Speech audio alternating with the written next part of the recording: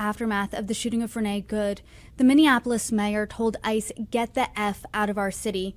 Just this week, President Trump threatened to invoke the Insurrection Act. So I'm curious what you make of the responses and the reactions of local, state, and federal leaders here. How do you think they're handling this? I'm thinking of Democrats like Mayor Frey, as well as Governor Tim Walz, as well as Republicans like Congressman Tom Emmer and President Donald Trump.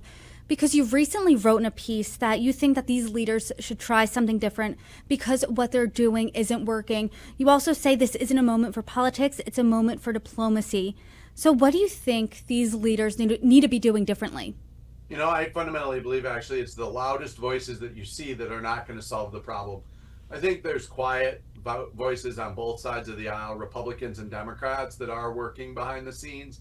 The business community has leaned in, CEOs. You know, Minnesota is the home of more Fortune 500 companies per capita than any other, region.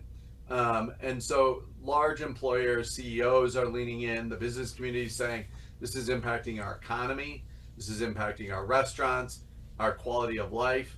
We did some recent research that said, 65% of Minnesotans feel like we have the best quality of life in America.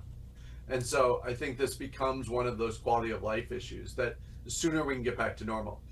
I think that, your viewers should know that behind the scenes, without fanfare, without stagecraft, there is an earnest effort to find an off-ramp to the tension between ICE, the city of Minneapolis, and the state of Minnesota. It's going to take diplomacy, it's going to take relationships, and it's going to take trust.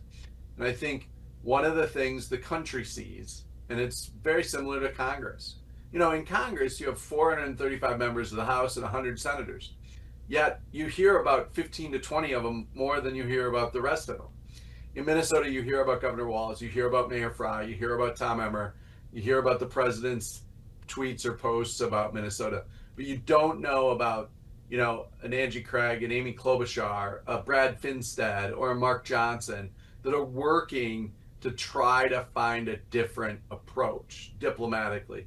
They've all expressed concern.